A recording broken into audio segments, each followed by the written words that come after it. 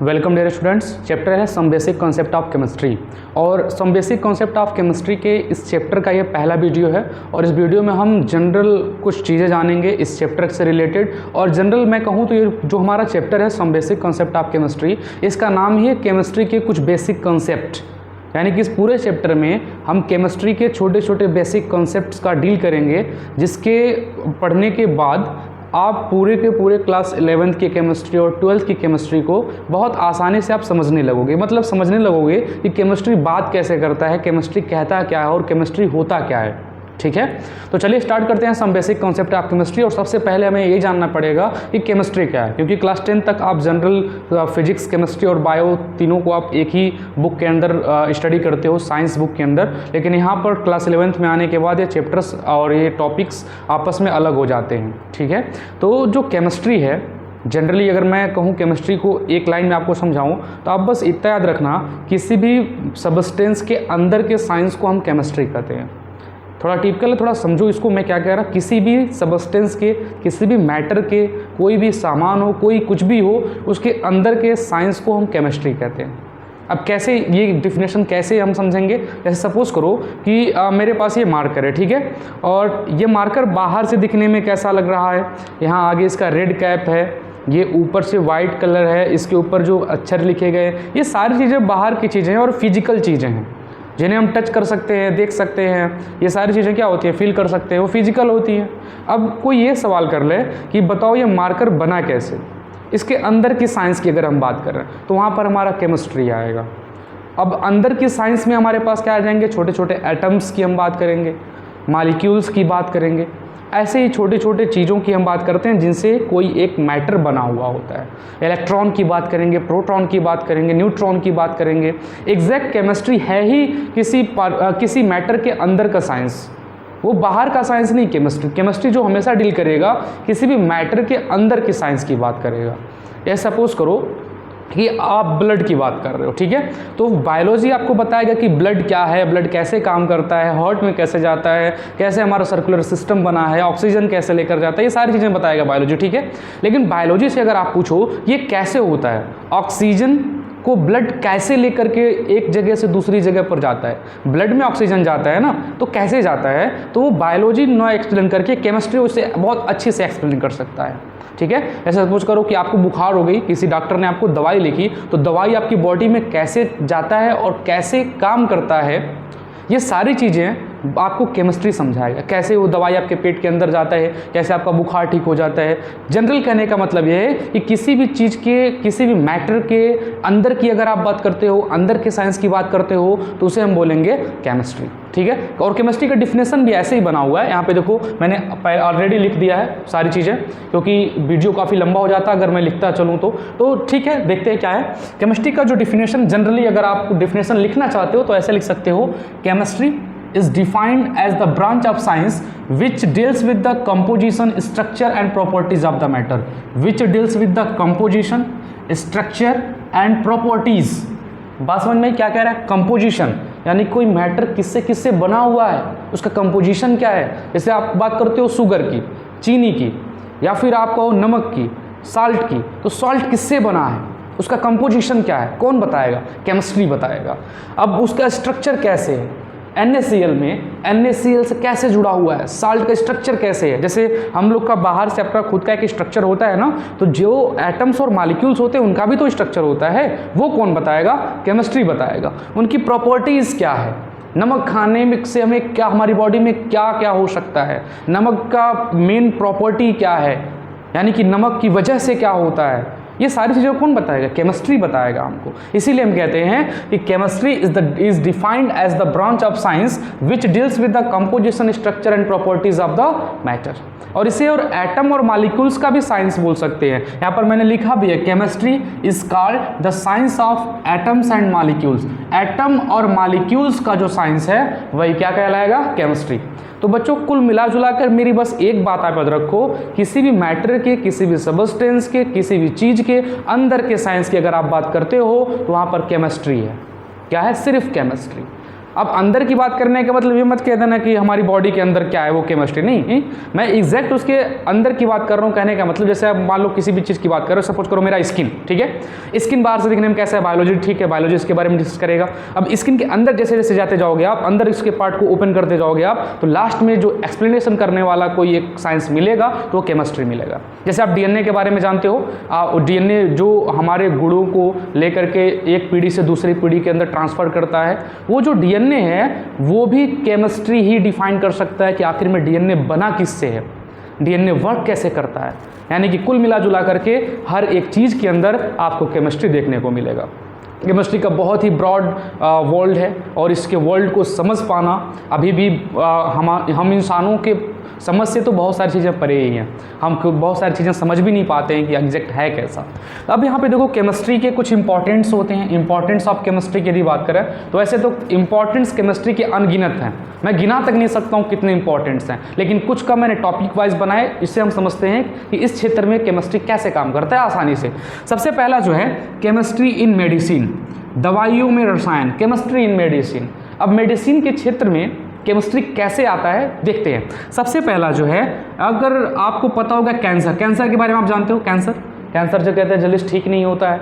अब कैंसर जो है वो उसे ठीक करने के लिए जो दवाई डॉक्टर रिकमेंड करते हैं, वो दवाई जो बनती है वो केमिस्ट्री की देन है। अब सिर्फ कैंसर की दवाई नहीं, उसके अलावा कोई भी दवाइयाँ, जितनी भी दवाइयाँ हैं वो सब की सब किसकी देन है, केमिस्ट्री की देन है। अब देखो कैंसर को ठीक करने के लिए टेक्सोल एंड सिस्प्लेटिन, ये दो दवाइयाँ यूज की जाती है। किसने दी भाई, केमिस्ट्री ने दी। अब ऐसे ही जो एक होता है AZT यानी एजिडोथाइमिडीन यानी AZT, और इसका जो यूज़ करते हैं वो एड्स के पेशेंट को रिलीफ देने के लिए करते हैं, ठीक है।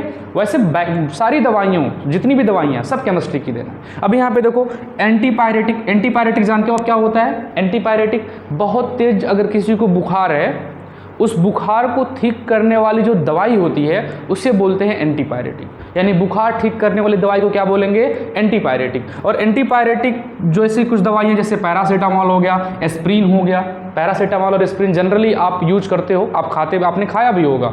तो जो पैरासीटामॉल और एस्प्रिन है ये भी तो केमिस्ट्री की देन है।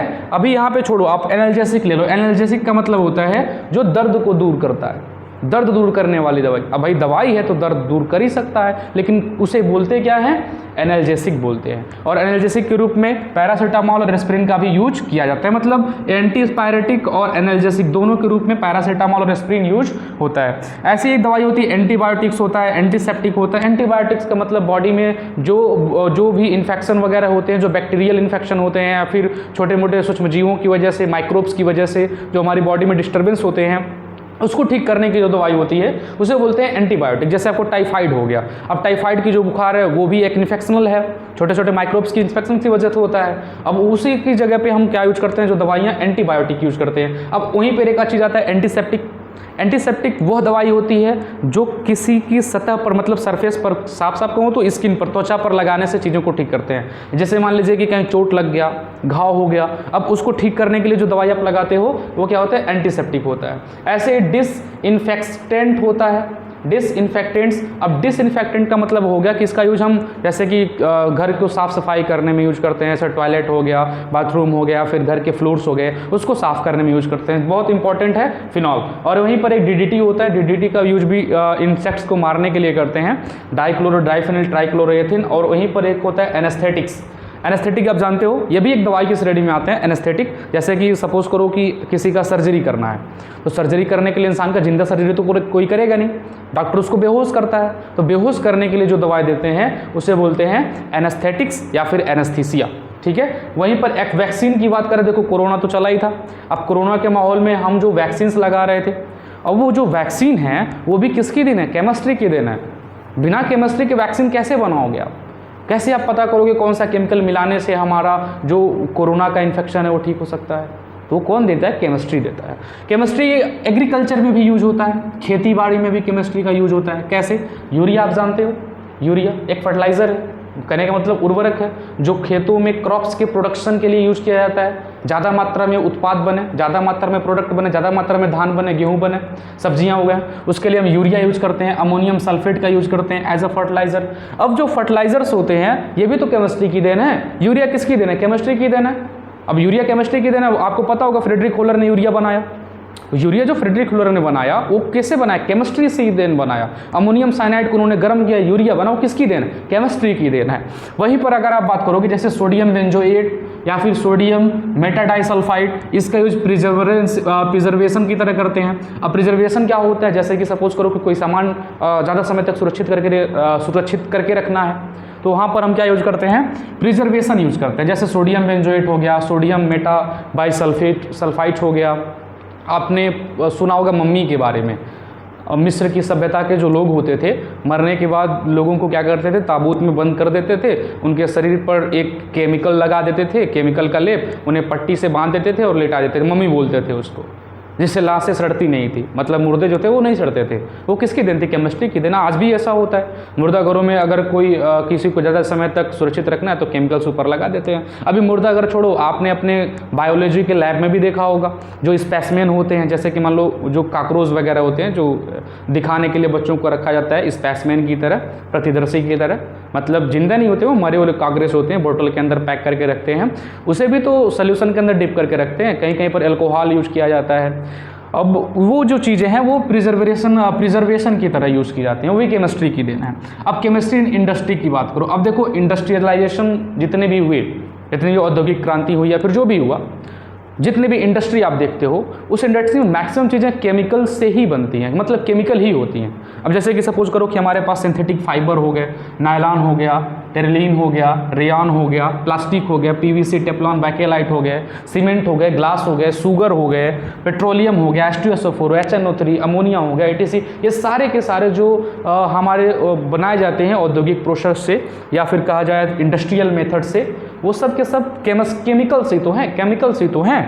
वहीं पर एक और बात करो, chemistry in comforts, pleasure and convenience. Chemistry का यूज हम अपने कंफर्ट के लिए भी करते हैं, प्लेजर के लिए भी करते हैं, कन्वीनियंस की तरह भी यूज करते हैं। कॉस्मेटिक में केमिस्ट्री का यूज होता है, परफ्यूम में केमिस्ट्री का यूज होता है, ऑयल्स में केमिस्ट्री का यूज होता है, शैम्पू में केमिस्ट्री का यूज होता है। फ्रेयॉन जानते हो? फ्रेयॉन जो फ्रिज के अंदर जो लिक्विड डाला जाता है, लिक्विड जैसा ही होता है, एग्जैक्ट में वो गैस फॉर्म में होता है। फ्रेयॉन जो एसी और फ्रिज में डालता है, जो ठंडक करता है चीज़ों को, वो फ्रेयॉन है, वो भी केमिस्ट्री की देन है। अब केमिस्ट्री इन एनर्जी सोर्स, ये भी इंपॉर्टेंट है। जैसे मान लो पेट्रोलियम हो या कोयला है, ये सब जो चीज़ें हैं ये तो ख़त्म हो जाएंगी एक ना एक दिन, फिर कैसे चीज़ का एनर्जी कहाँ से आएगा? तो केमिस्ट्री देगा। आपको एटॉमिक बम पता होगा, हाइड्रोजन बम पता होगा, अरे भाई किसकी देन है? वो केमिकल्स की देन है, केमिस्ट्री की देन है। अगर वो केमिकल्स ना हो, केमिस्ट्री ना हो, तो ना एटॉमिक बम होगा, ना या फिर पेट्रोलियम होगा, ना कोयला होगा, कुछ नहीं होगा। किसकी देन है? केमिस्ट्री की देन है। अब सपोज करो कोयला और पेट्रोलियम खत्म हो जाता है तो हम किस पर डिपेंड करेंगे? अब आने वाले समय में कहा जाता है हाइड्रोजन को फ्यूचर फ्यूल बोला जाता है, हाइड्रोजन जो गैस होता है। अब वो हाइड्रोजन गैस को कैसे बनाना है वो केमिस्ट्री तो बताएगा, कौन बताएगा दूसरा? तो वही मैं कह रहा हूँ, केमिस्ट्री इंटरनल स्टडी होता है किसी भी मैटर्स का। अभी देखो सिंथेसिस न्यू मटेरियल, जैसे कि हम बहुत सारे नए मटेरियल्स भी खोज कर रहे हैं। जैसे कि आपको पता होगा स्पेसशिप जो स्पेस में जाता है और जब वो री एंट्री करता है अर्थ के ऑर्बिट में, तो एयर के फ्रिक्शन की वजह से स्पीड ज़्यादा होती है, तो उसके जो नीचे का सरफेस होता है बहुत ज़्यादा हीट हो जाता है। ये इतना हीट होता है कि मतलब स्पेसमैन के नीचे वो टाइल्स न लगे हों तो पूरा का पूरा ऊपर ये स्पेसक्राफ्ट जल जाएगा। तो नीचे जो टाइल्स बनाए गए, जो सॉलिड बनाया गया टाइल्स का, जो उतने ज़्यादा हीट को एब्जॉर्ब कर सकता है, वो किसकी देन है? केमिस्ट्री की देन है। अभी वो छोड़ो, आप बहुत सारी ऐसी टेक्नोलॉजी हैं जो नए नए मटेरियल्स को बना रहे हैं। आपने नैनो टेक्नोलॉजी का नाम सुना होगा। अब नैनो टेक्नोलॉजी में छोटे छोटे पार्टिकल से डील करना है, कौन बताएगा? केमिस्ट्री बताएगा। हाँ, ये बात है कि नैनो पार्टिकल्स में या फिर जो भी पार्टिकल्स में फिजिक्स का भी यूज होता है, लेकिन एग्जैक्ट जो उसका मॉलिक्यूलर लेवल है वो केमिस्ट्री ही है। तो डियर स्टूडेंट्स, कुल मिलाजुला कर बात यही है, और मैं जो कहना चाहता हूँ और आप जो समझना चाहते हो वो यही है कि केमिस्ट्री की दुनिया बहुत बड़ी है और केमिस्ट्री जो किसी भी मैटर के अंदर का साइंस है। ठीक है, अब चलिए अब नेक्स्ट देखते हैं, नेचर ऑफ मैटर, और यहाँ से हमारा चैप्टर स्टार्ट होता है। अब तक जो मैंने बताया वो केमिस्ट्री का इंट्रोडक्शन था, केमिस्ट्री का इंपॉर्टेंस था। अब चलिए केमिस्ट्री को पढ़ते हैं और सीखते हैं एग्जैक्ट केमिस्ट्री का पावर क्या है, the power of chemistry. Okay, ready हो?